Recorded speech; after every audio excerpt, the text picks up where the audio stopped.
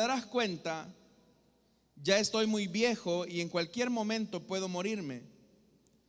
Toma pues tus armas, tu arco y tus flechas, y ve al campo a cazarme algún animal. Prepárame luego un buen guiso, como a mí me gusta, y tráemelo, para que me lo coma. Entonces te bendeciré antes de que muera.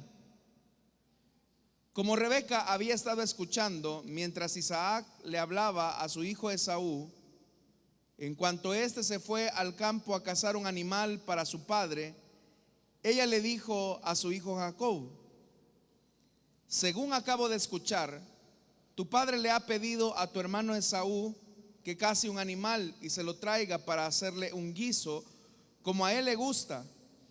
También le ha prometido que antes de morirse lo va a bendecir, poniendo al Señor como testigo.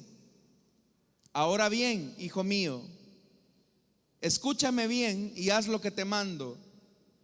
Ve al rebaño y tráeme de allí 2 de los mejores cabritos, para que yo le prepare a tu padre un guiso como a él le gusta.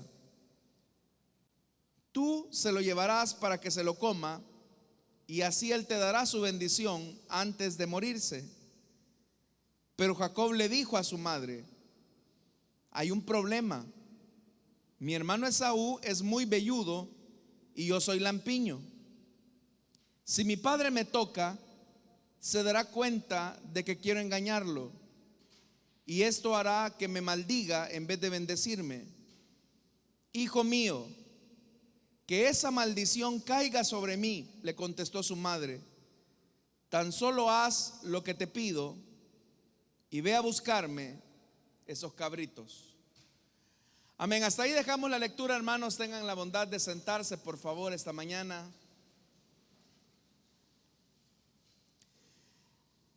Hermanos, en otras ocasiones hemos dicho que uno de los mayores peligros que tenemos nosotros como cristianos es que continuamente estamos luchando con la idolatría. En realidad, los ídolos de los cristianos, y esto pareciera ser un contrasentido, pero usted va a entender por qué digo esta afirmación. Los ídolos con los que luchamos los cristianos son más peligrosos que aquellos ídolos que uno puede ver físicamente. Nosotros, hermanos, como creyentes, a veces solemos reducir la idolatría solamente al campo religioso de las imágenes.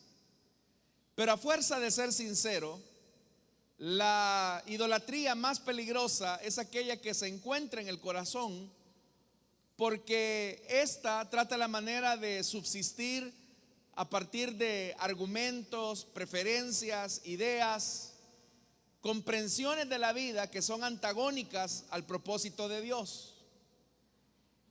Y ese, hermanos y hermanas, se constituye en uno de los ídolos más fuertes, más peligrosos, más nocivos para el creyente. Esta mañana hemos leído un pasaje de la Biblia en el que encontramos a 2 padres, Isaac y Rebeca.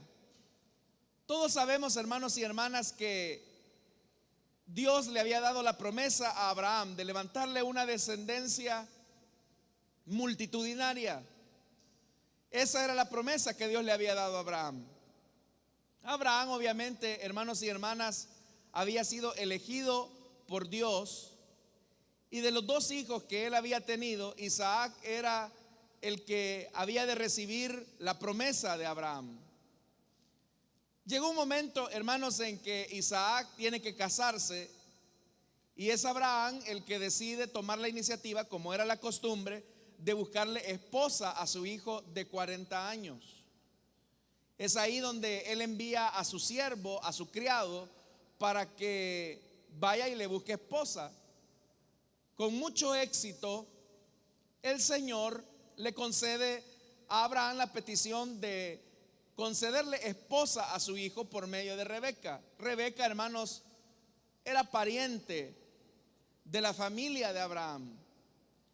Y obviamente, hermanos, que ellos se aman. El amor, hermanos y hermanas, surge casi que de inmediato entre Isaac y Rebeca. Pero había un problema. Y el problema era que en la medida en que ellos iban avanzando en el matrimonio, resulta que Rebeca era estéril. Y ese, hermanos y hermanas, constituía en un problema, humanamente hablando, porque si Isaac era el poseedor de la promesa de Abraham, ¿cómo esa promesa se iba a hacer efectiva siendo que Rebeca era estéril? Pero dice la Biblia que Isaac entonces decidió orar al Señor. Y al orar al Señor, Isaac actuó bien. Él fue a la fuente de la promesa abrahámica y le dijo al Señor que tuviera compasión de ellos. Y efectivamente, hermanos y hermanas, el Señor contestó, y contestó en partida doble, porque dice la Escritura que Rebeca, hermanos y hermanas, quedó embarazada de dos hermanitos, de dos hijos, perdón, que eran mellizos. Uno se llamaría Esaú y otro se llamaría Jacob. Pero Rebeca notó que en medio del embarazo habían cosas que no estaban tan normales. Y es que había demasiada agitación en el vientre. Y por eso, hermanos y hermanas, es que en ese escenario es donde el Señor le tiene que decir, vea esto, en el capítulo 25 de Génesis, en el versículo 22, dice que los niños luchaban dentro de su seno y ella se preguntó, si esto va a seguir así, ¿para qué sigo viviendo? Era la pregunta que estaba haciendo Rebeca. Entonces dice, entonces fue a consultar al Señor. Vea, hermanos y hermanas, que ante los problemas de la familia, tanto Isaac como Rebeca recurren al Señor. Cuando Isaac se dio cuenta de la esterilidad de su mujer, él fue a orar al Señor. Eso es lo que dice el versículo 21 de este capítulo 25. Isaac oró al Señor en favor de su esposa, porque era estéril. Isaac entonces buscó al Señor ante un problema, ante una situación que humanamente no tenía salida. Isaac decide buscar al Señor. Cuando Rebeca queda embarazada, como ya le dije, ella sentía que esos niños se agitaban demasiado en su vientre.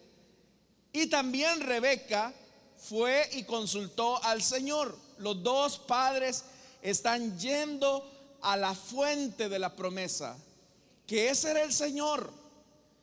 Eso habla, hermanos, de la piedad de aquellos padres.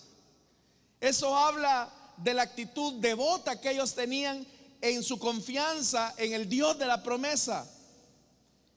Obviamente que el Señor le responde a Rebeca y le da una profecía. Y quiero que preste atención a este detalle. El Señor le da una profecía a Rebeca, porque dice en ese capítulo 25 de Génesis, en el versículo 22, entonces fue a consultar al Señor y él le contestó. Dios habla, hermanos, cuando nosotros le buscamos. El Señor responde cuando nosotros nos acercamos a Él. ¿Y cuál fue la respuesta del Señor? Aquí es donde viene la profecía para Rebeca. Dos naciones hay en tu seno, dos pueblos se dividen desde tus entrañas, uno será más fuerte que el otro. Y oiga esto, aquí viene la profecía. El mayor servirá al menor. Esa era la profecía.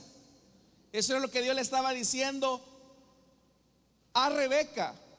Más adelante el apóstol Pablo va a decir, hablando acerca del tema de la elección, que el Señor amó a Jacob, pero aborreció a Saúl, sin que estos dos hubiesen hecho nada al respecto antes de nacer.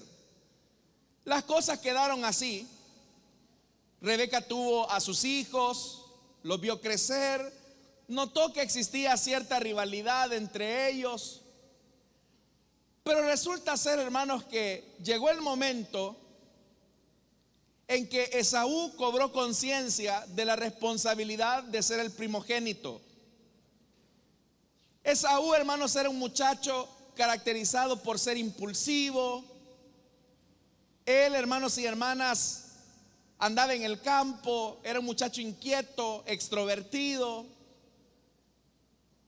E Isaac comenzó a generar preferencias hacia Esaú. Por el contrario, Jacob era un muchacho más tranquilo, más melancólico quizás, más apegado a la mamá, más hogareño, le gustaba la cocina. Y obviamente que eso provocó la preferencia de Rebeca hacia Jacob. Si hay algo, hermanos y hermanas, que como padres debemos de evitar con nuestros hijos, es el hecho de desarrollar favoritismos en medio de ellos.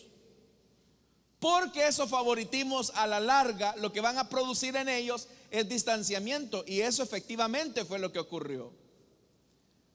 En la medida que el tiempo iba pasando, Esaú, hermanos, era consciente de que por haber nacido primero, a él le correspondía la bendición de la primogenitura. Pero como él era un poco impulsivo, en una ocasión que él venía del campo, comenzó a notar un aroma que salía de la cocina de su casa. Y era que su hermano estaba preparando un plato de lentejas, dice la Reina Valera. Y el olor le llegó a aquel muchacho que venía con un hambre voraz del campo y dijo: hey, Jacob, dame de comer. Y Jacob dijo: bueno, esta es la oportunidad para sacarle provecho a esto. Está bien, le dijo, yo te voy a dar de mi potaje si a cambio tú me vendes la primogenitura. Y aquel Esaú, irreflexivo, impulsivo, no se puso a pensar ni a meditar en lo que Jacob le estaba diciendo. Él se dejó guiar más por el impulso del momento, por el olor de la comida, y le dijo: mira, está bien, no hay problema, te doy la primogenitura. De todas formas, ¿de qué me sirve la primogenitura si de todas formas, si no como, me voy a morir? Ese fue el razonamiento de Esaú. Un razonamiento simplista, superficial, impulsivo. Y Jacob le dijo: pero de verdad me vende la primogenitura. Sí, le dijo, hay que te quede, le dijo. Vaya, aquí está tu plato. Y aquel muchacho vendió la primogenitura, que significaba la bendición del Señor, que significaba la prosperidad, que significaba la promesa de Abraham, la que se había entregado a su padre y a su abuelo. Pero a él no le importó. Él simplemente quería satisfacer su deseo de comida.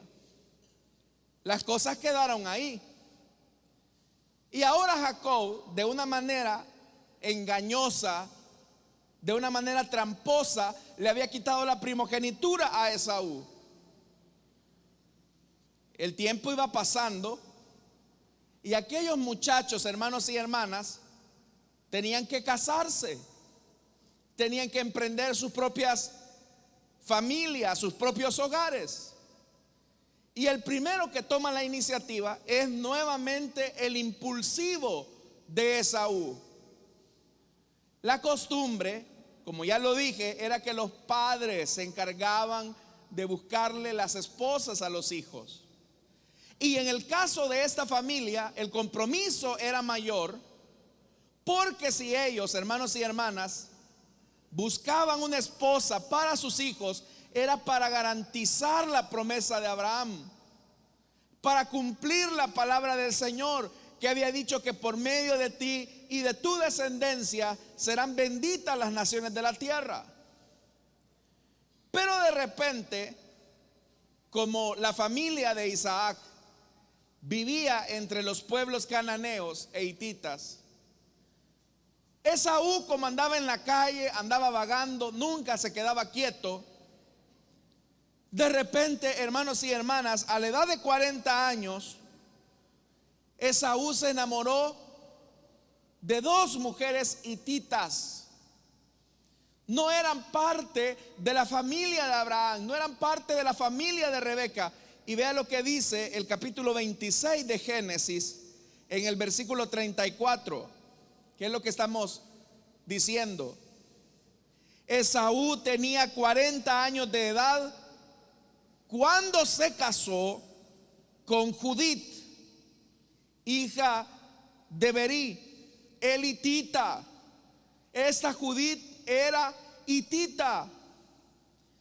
Pero no solamente hace eso Esaú, sino que era tan impulsivo, era tan contrario a la voluntad de Dios, que dice el verso 34. También se casó con Basemat, hija de un hitita llamado Elón. Se casó con dos mujeres hititas. Y dice, hermanos y hermanas, la Biblia, verso 35, que estas dos mujeres les causaron mucha amargura a Isaac y Rebeca. Ellos le dijeron: ¿qué hiciste, Esaú? Al casarte con estas dos mujeres, has roto la promesa de la primogenitura sobre ti. Ahí, hermanos y hermanas, Isaac y Rebeca ya sabían una cosa, y era que la promesa de Abraham no se iba a hacer efectiva por medio de Esaú. Son esos momentos, hermanos, en la vida de un padre en el que uno se da cuenta que la metida de pata ya no tiene vuelta atrás. Ya no hay retroceso ante lo que se hizo. Y era el momento para que Isaac y Rebeca hablaran como esposos y dijeran: Esaú sí que metió las 4 y se metió en partida doble. Ahora lo que tenemos que hacer es que Jacob se busque una mujer, pero que sea de nuestra familia, para que garantice la promesa de Abraham. Y era el momento para que Isaac, hermanos y hermanas, decidiera darle la bendición de la primogenitura a su hijo menor Jacob, y así cumplir la promesa que Dios le había hecho a Rebeca cuando le dijo que el mayor serviría al menor. Pero ¿qué fue lo que hizo Isaac? Y eso fue lo que leímos, hermanos y hermanas, esta mañana. Dice en el versículo 1: Isaac había llegado a viejo y se había quedado ciego, dice el versículo 1 del capítulo 27. Pero un día llamó a Esaú, su hijo mayor, y vea lo que le dice: hijo mío, le dijo. Aquí estoy, le contestó Esaú. Como te darás cuenta, ya estoy muy viejo y en cualquier momento puedo morirme. Toma pues tus armas, tu arco, tus flechas, y ve al campo a cazarme algún animal. Prepárame luego un buen guiso, como a mí me gusta, y tráemelo para que me lo coma. Y oiga lo que está haciendo Isaac. Entonces te bendeciré antes de que me muera. La Biblia aquí dice dos cosas de Isaac: uno, que estaba viejo, y dos, que estaba ¿qué? Ciego. Pero la ceguera de Isaac no solamente era una ceguera física, era una ceguera espiritual. Isaac no solamente estaba ciego físicamente, él estaba ciego espiritualmente, porque él sabía que Esaú ya no podía ser el heredero de la promesa de Abraham. Pero ¿qué es lo que está haciendo? En secreto está mandando a llamar a su hijo favorito, a su hijo preferido y le está diciendo: mira, Esaú, yo ya estoy a punto de morirme. Y en realidad, hermanos, a Isaac le quedaban 43 años más de vida, pero él creía que ya se iba a morir. Así que toma tus herramientas de caza y tráeme por favor un animal, prepáramelo bien, prepárame ese guiso y yo te voy a bendecir. Pero calladito, Esaú, no vayas a decir nada. Para ser efectiva la herencia de la primogenitura, se necesitaban testigos. Y entre esos testigos, Isaac tenía que invitar a su esposa, Rebeca, tenía que invitar a su hijo, Jacob, tenía que invitar a los de su casa, pero todo Isaac lo está haciendo en secreto. Él quiere que nadie se dé cuenta. Pero hagámonos la pregunta: ¿por qué Isaac no quiere que nadie se dé cuenta que él va a bendecir a Esaú? Porque todos le iban a decir a Isaac: no, Isaac, Esaú ya no puede ser el heredero de la primogenitura porque se ha casado con 2 mujeres hititas que no pertenecen a tu casa, a tu parentela. Así que no. Isaac quiere imponer su propia voluntad. Isaac quiere imponer su propia voluntad ante la realidad que Esaú ya no era el heredero de la promesa. Y es ahí donde yo le estoy diciendo, hermano, lo que le dije al principio, que los ídolos de los cristianos o los ídolos de los creyentes son más peligrosos que los ídolos físicos.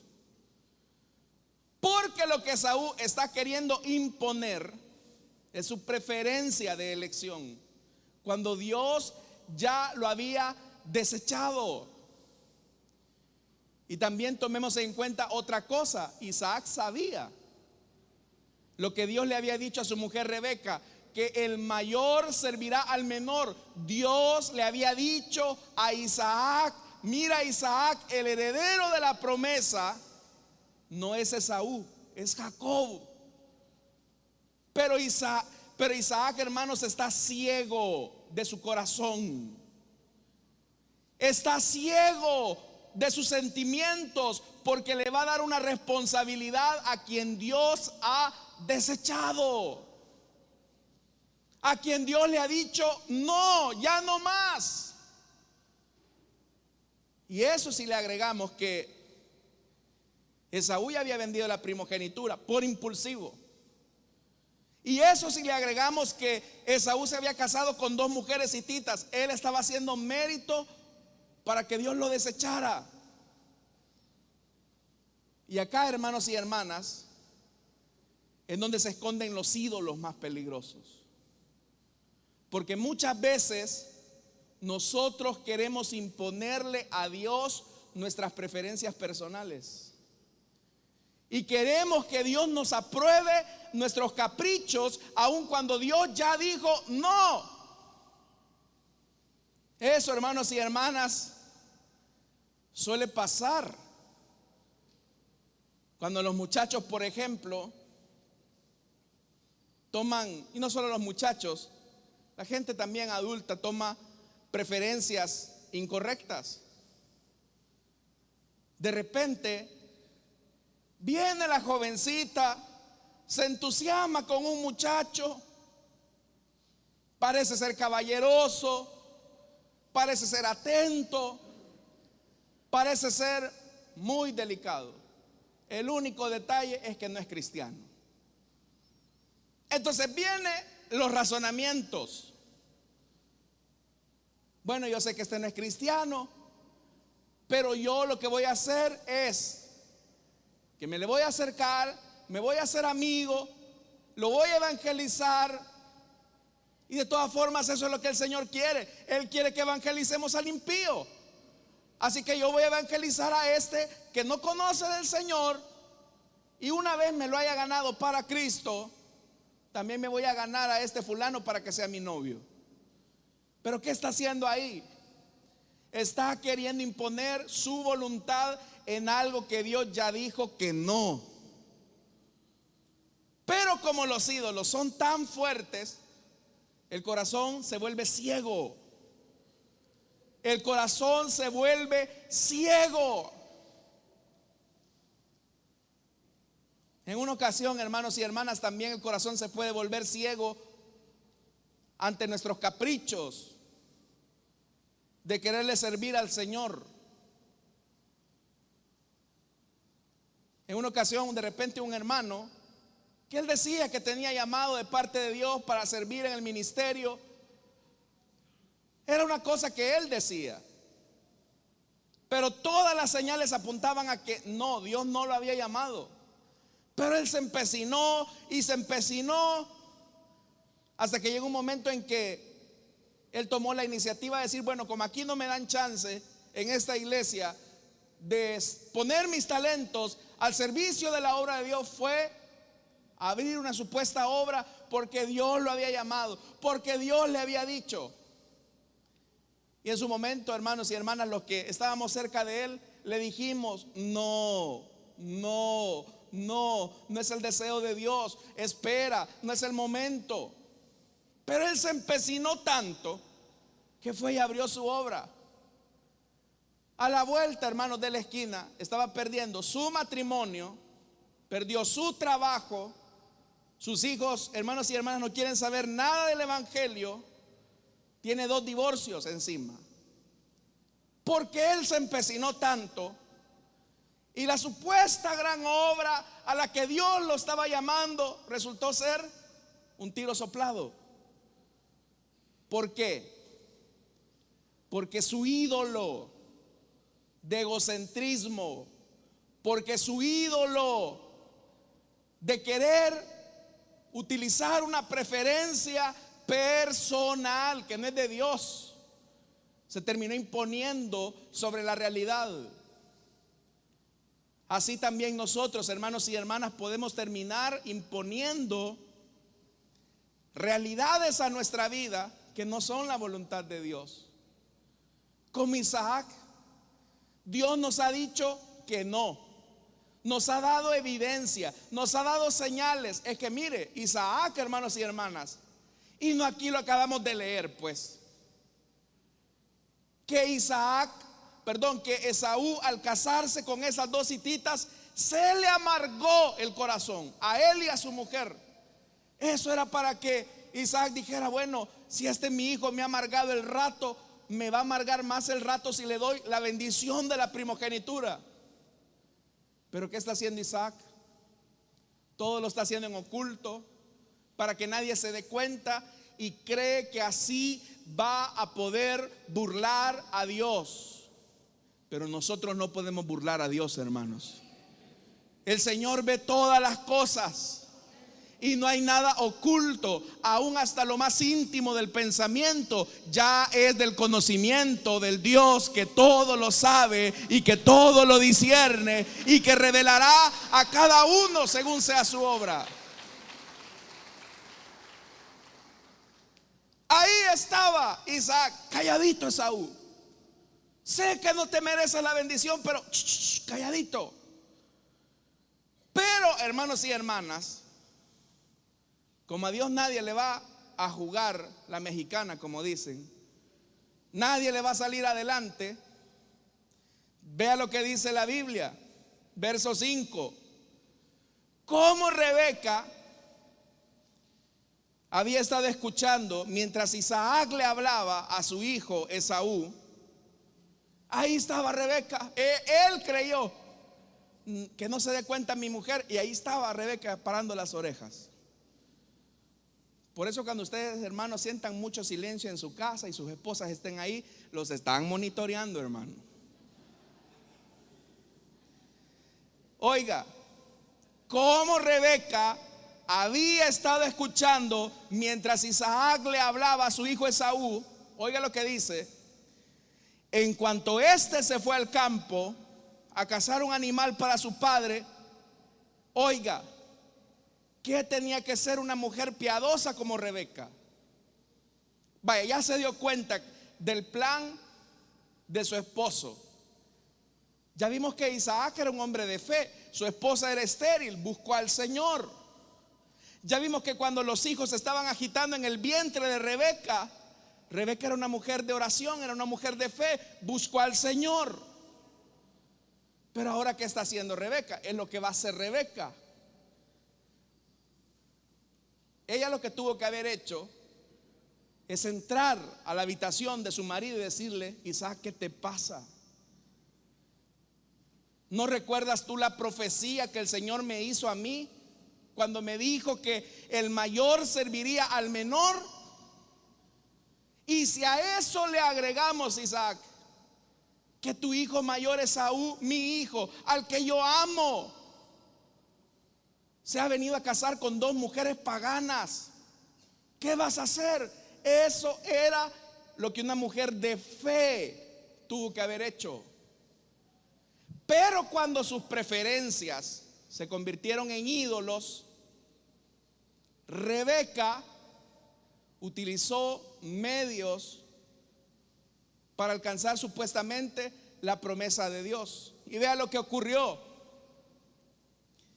Dice, hermanos y hermanas, versículo 6, en vez de ir donde su marido, en vez de ir donde Dios a decirle: Señor, ¿qué voy a hacer ante esta decisión que va a tomar mi marido? No, viene a ella y dice el verso 6, ella le dijo a su hijo Jacob: según acabo de escuchar, tu padre le ha pedido a tu hermano Esaú que case un animal y se lo traiga para hacerle un guiso como a él le gusta. También le ha prometido que antes de morirse lo va a bendecir, oiga, poniendo al Señor como testigo. Verso 8. Ahora bien, hijo mío, escúchame bien y haz lo que te mando. ¿Qué es lo que está haciendo Rebeca? Ella quiere imponer su propia voluntad. Ella quiere obtener las cosas de Dios a su manera. Cuando nosotros, hermanos y hermanas, queremos obtener las bendiciones de Dios a nuestra manera y no a la manera de Dios, es cuando fracasamos. Dios le había dado una promesa a Rebeca y la promesa era: mira, tu hijo menor será servido por el mayor. Ella tenía que descansar en esa promesa. Pero viene Rebeca y se le ocurre la brillante idea de que le puede echar una ayudadita a Dios para cumplir esa promesa. Así como lo había hecho su antepasada Sara, que cuando no tenían hijo, se le ocurre a Sara la brillante idea de: mira, Abraham, ahí está Agar. Dios ha dicho que nos va a dar una descendencia que va a ser de bendición. ¿Por qué no tomas a Agar? ¿Por qué no tomas a Agar? Te acuestas con ella, el hijo que tenga ella va a ser como que fuera mío. Pero ¿qué había detrás de esa propuesta de Sara? Querer ayudarle a Dios. Ahora Rebeca también va a hacer lo mismo. Bueno, Dios ha dicho que el mayor servirá al menor, así que yo te voy a dar una ayudadita, Jacob. Pero ¿qué ayudadita es la que le va a dar? Por eso, hermanos y hermanas, usted puede saber que algo es la voluntad de Dios, pero aún sabiendo que algo es la voluntad de Dios, usted puede ocupar los medios incorrectos para llegar a esa voluntad. Usted puede llegar, hermanos y hermanas, a utilizar el camino incorrecto. Y seguramente algo es la voluntad de Dios. Yo no lo dudo. Es que era la voluntad de Dios que Esaú sirviera a Jacob. Así Dios lo había dicho. Pero el medio que Rebeca va a utilizar para validar la promesa de Dios es un medio idolátrico, porque la mentira es idolatría. Así como la preferencia obstinada de Esaú era idolatría hacia su hijo Esaú, el medio que Rebeca va a utilizar era un medio de idolatría y de mentira. Vea esto, hermanos. Verso 7, parte final del verso 6. Según acabo de escuchar, tu padre le ha pedido a tu hermano Esaú que case un animal y se lo traiga para hacerle un guiso como a él le gusta. También le ha prometido que antes de morirse lo va a bendecir. Oiga, poniendo al Señor como testigo. Verso 8. Ahora bien, hijo mío, escúchame bien y haz lo que te mando. Ve al rebaño, tráeme de allí 2 de los mejores cabritos para que yo le prepare a tu padre un guiso como a él le gusta. Tú se lo llevarás para que se lo coma y así, oiga lo que está diciendo esta mujer que dice que tiene desarrollado el sexto sentido. ¿Se ha fijado que las mujeres a veces dicen, es que nosotras las mujeres tenemos un sexto sentido? Pues vea dónde lo está llevando el sexto sentido de Rebeca. Oiga, vea lo que dice. Tú, verso 10, tú se lo llevarás para que él se lo coma y así, oiga, así él te dará su bendición antes de morirse. Vaya qué chulada, Rebeca. ¿Crees que Dios está incapacitado? Es un inútil que no puede bendecir y hacer efectiva su promesa. Eso es lo que le está diciendo Rebeca en términos prácticos a Dios. Pero Dios no necesita de nuestra ayuda. Si Él ha prometido algo, Él lo va a cumplir sin nuestra ayuda, porque Él es fiel para cumplir su palabra. Usted no necesita meter sus manos. Si algo es de Dios, Él lo va a cumplir. Si no es de Dios, solamente era su deseo y era usted el que quería tener algo que no era para usted. Era su preferencia, eran sus elecciones, pero no era de Dios para usted. Y vea esto, hermanos. Jacob respondió. Jacob le dijo a su madre: mire cómo la conducta mentirosa de un padre se replica en los hijos. Porque Jacob le tuvo que haber dicho: no, mamá, si Dios me va a bendecir, si tú dices que Dios te dijo a ti que mi hermano me serviría a mí, pues hay que confiar en esa palabra. Pero no, Jacob utiliza el medio incorrecto. Versículo, vea lo que dice, verso 11. Pero Jacob le dijo a su madre: hay un problemita, le dice, y es que mi hermano Esaú es muy velludo y yo soy lampiño. Si mi padre me toca, se dará cuenta de que quiero engañarlo, y esto hará que él me maldiga en vez de bendecirme. ¿Qué es lo que le está diciendo Jacob a su madre Rebeca? Que le preocupa más cómo se va a ver él frente a su papá que cómo se va a ver frente a él para con Dios.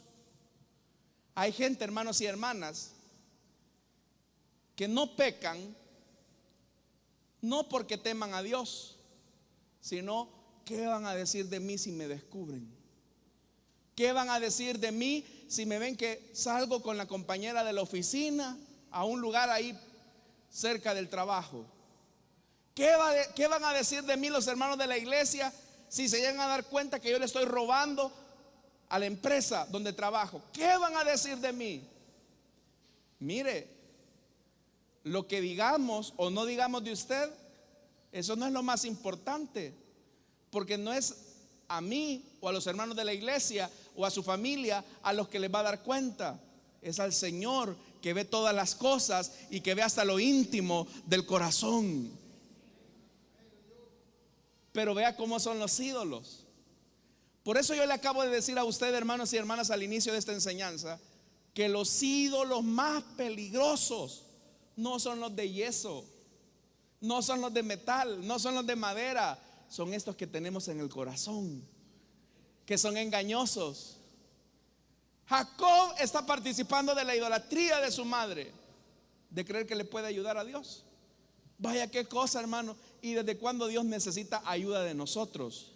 Si la Biblia lo define a Él como todopoderoso. Él es todopoderoso. Pero dice algo más.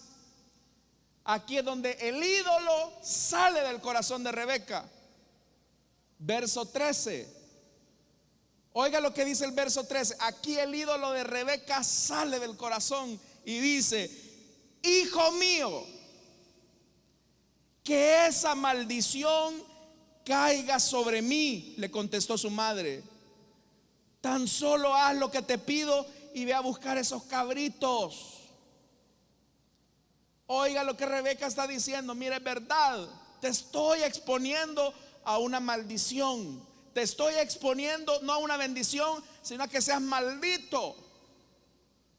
Viene Rebeca y le dice que esa maldición caiga sobre mí.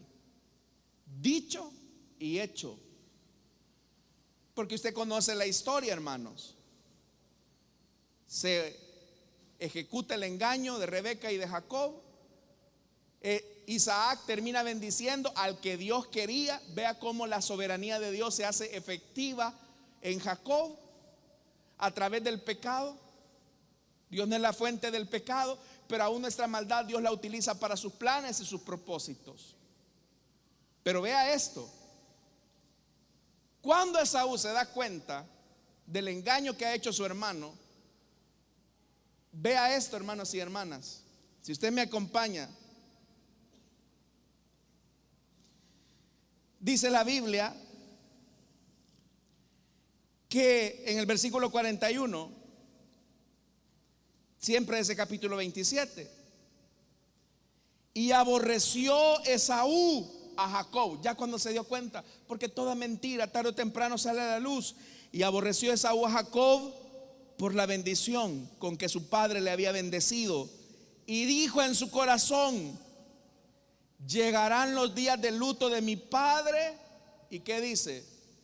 Y yo voy a matar a este Jacob. Y nuevamente, hermanos y hermanas, verso 42, cuando Rebeca se enteró de lo que estaba pensando Esaú, mandó a llamar otra vez a Jacob. Ese mismo día: Jacob, ven por favor, tu hermano ha dicho que te va a matar. ¿Quién había provocado, hermanos, esto? Rebeca, por no poner su confianza en el Señor. Rebeca, por no ir delante del Señor ante el yerro de su marido. Y entonces aquí se va a hacer efectiva la maldición que ella misma se jaló para ella. Cuando Rebeca se enteró, verso 42, de lo que estaba pensando Esaú, mandó a llamar a Jacob y le dijo: mira, tu hermano Esaú está planeando matarte para vengarse de ti. Por eso, hijo mío, obedéceme. Prepárate y huye enseguida a Harán, a la casa de mi hermano Labán. Oiga esto. Y quédate con él por un tiempo, hasta que se calme el enojo de tu hermano.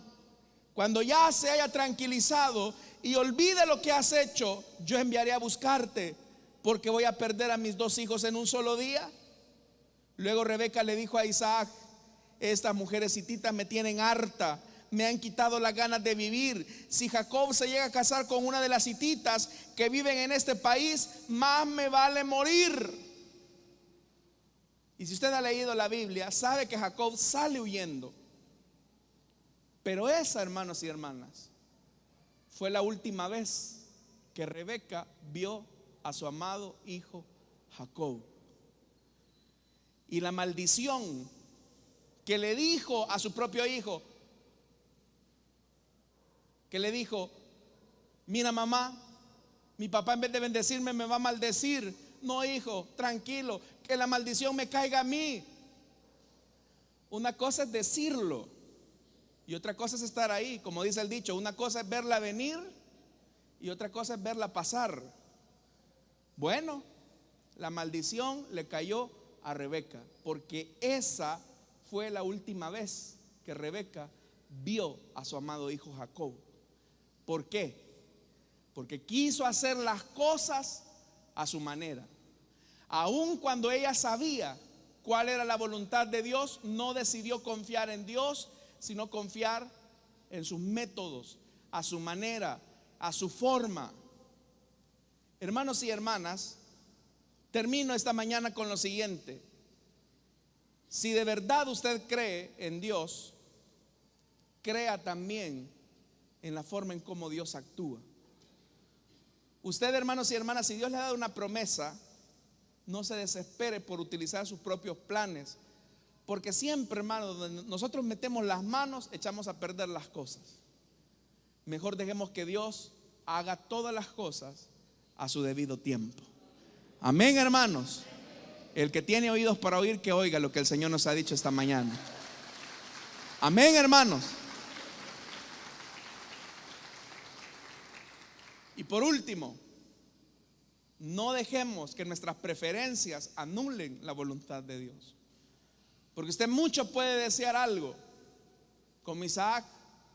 Isaac quería que Esaú fuera el primogénito, pero si Dios ya había dicho que no, era de obedecer. Recuerde lo que dice la Biblia, que cuando Dios abre una puerta, nadie la puede cerrar. Pero también, hermanos, cuando Dios cierra una puerta, nadie la puede abrir. Así que si Dios ya le dijo que no, la respuesta es no. Dicen amén, hermano. Bueno, que el Señor tenga misericordia de nosotros. Vamos a cerrar nuestros ojos, hermanos, y vamos a orar. Vamos a pedirle a Él que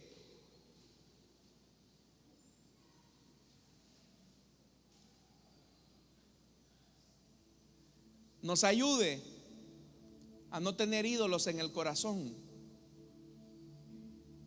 Esos ídolos pueden ser nuestras preferencias, nuestros deseos, pero muchas veces no son los deseos de Dios. También nuestros ídolos pueden ser que frente a una promesa de Dios, nosotros queremos hacer las cosas, pero a nuestra manera, no a la manera de Dios. Y ambos ídolos son peligrosos.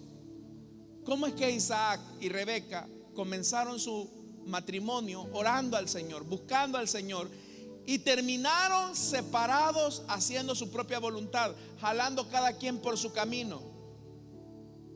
¿Sabe por qué ocurre?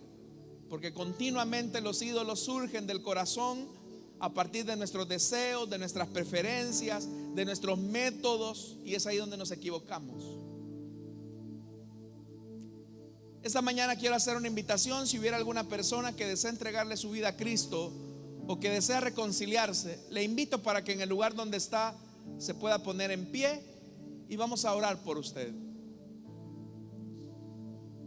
¿Habrá alguien esta mañana que desea entregarle su vida a Cristo o que desea reconciliarse? Póngase en pie. Vamos a orar por usted.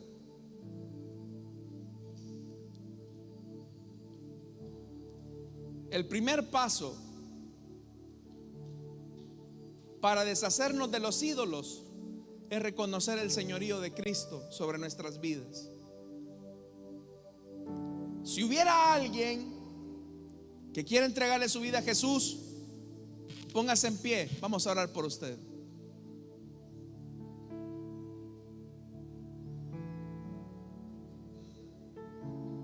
¿Habrá alguien?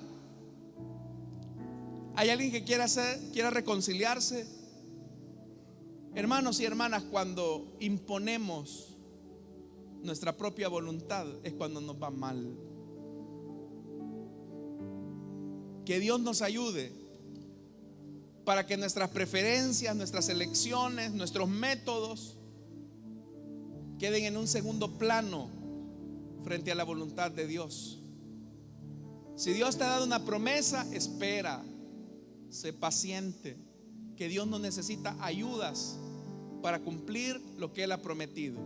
Él es autosuficiente, Él es todopoderoso para cumplir lo que te ha prometido. No metas manos donde Dios ha dicho que te va a bendecir, te va a bendecir.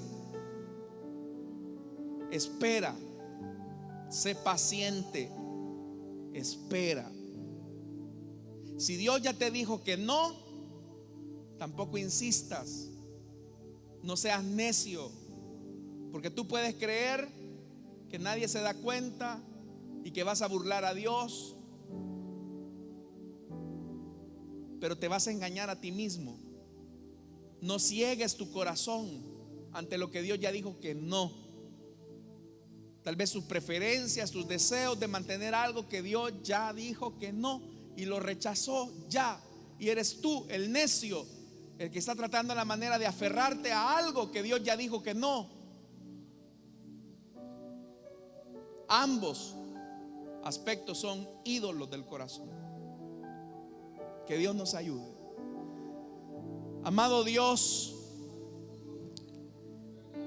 ayúdanos a esperar en ti, que si nos has dado una promesa, tú la vas a cumplir sin nuestra ayuda.